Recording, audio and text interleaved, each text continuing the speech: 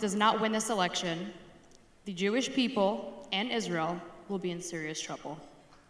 I'm not saying this to be dramatic or to exaggerate. It's simply an unfortunate fact. A Harris-Walz administration will pour gasoline on the fire of Jew hatred in the United States. The Biden-Harris administration has already shown they don't care about their own service members, given the 2-year anniversary of the botched withdrawal from Afghanistan, where 13 US service members were killed, let alone the 0.2% of the Jewish population. Because while terrorist-supporting anarchists are taking over the streets, threatening, berating, and assaulting Jews, not to mention vandalizing our cities, the Biden-Harris administration is focused on nothing but votes and vibes, right? I mean, come on, the DNC was a huge episode of SNL and Veep. How can we even fathom that Kamala's Joy campaign will be the solution to our domestic or our geopolitical problems? Kamala has most conveniently forgotten that it was her administration that created open borders, complete lawlessness, record inflation, and the weaponization of justice. To add to the long list of problems facing our nation, the administration continues to neglect the Jewish people and undermine the Jewish state. Just days ago, after the brutal execution of 6 hostages, including American Hirsch Goldberg Poland, Biden had the audacity to blame Prime Minister Benjamin Netanyahu for not doing enough. What were you doing, Mr. President? Tanning on a beach in Delaware? Did saving 6 American citizens held by Hamas interfere with your sunbathing? When it was convenient for you, you negotiated with Russia for Brittany Griner. But for Jews here in America, it seems like saving the Jewish hostages is a tier 2 priority for you. And this has led to the dehumanization of Jewish Americans. You, Mr. President, have shown us that we do not matter. Simply put, this administration has failed their strongest ally. They have put, no, we're not gonna clap for that. They suck. They have put more pressure on Israel for a war it did not start, compared to Iran and its terror proxies. And even more, they have allowed the left to write and distort our story. 1, that we are oppressors and colonizers, and 2, that only when we are victims should we be lauded like in Schindler's List.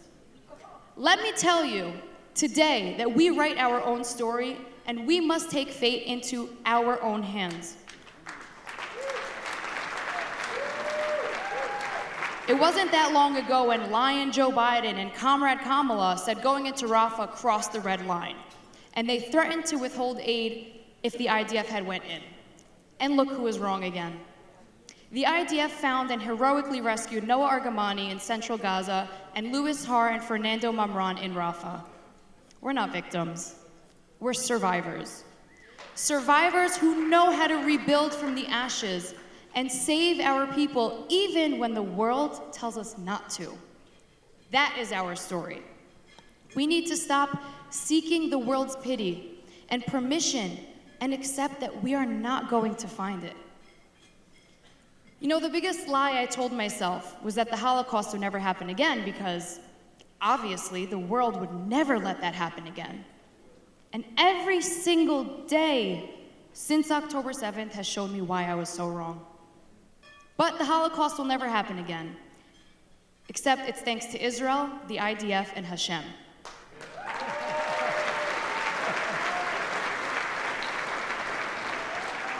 Unfortunately, it's not that simple, though, because we are facing an existential crisis. Our future is on the line.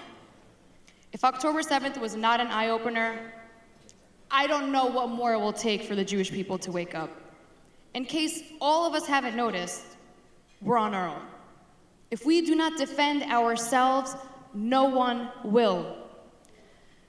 There are so many Jewish people who still feel they're not obliged to speak up because they're worried about their job or their money or their social acceptance.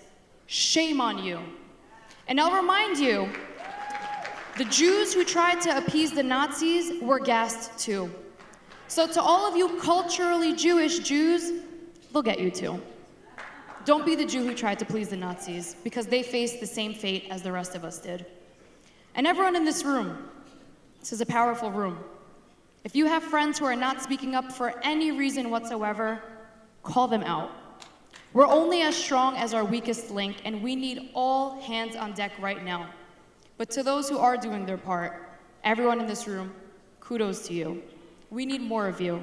Influence everyone around you to do the same, because I promise you, if we speak up, others will follow. Don't tiptoe around the fact that you're pro-Israel. Embrace it. Help me normalize Zionism. To those who haven't woken up yet and are still scared, you know who you are, especially in my circle. Listen, I'm 23 years old. I've been doxxed, harassed, threatened, and deemed unemployable for my outspokenness. And I don't let that stop me, so what's your excuse? When you don't speak up, you make it easier for them to cancel and silence us. You make it harder for people like myself to continue to speak up. You allow them to overpower us. Your silence is complicity. And thinking it doesn't apply to me is false, it's arrogant, and it's ignorant. Because we are in the minority, it's already easy to overpower our voice. So be vocal. Don't let the Jewish people and Israeli people become dehumanized. I really don't know how many more warnings Hashem will send our way. I'll finish with this. The Lord said to Cain, "Where is Abel, your brother?" Cain responds, "I do not know. Am I my brother's keeper?" We are not Cain.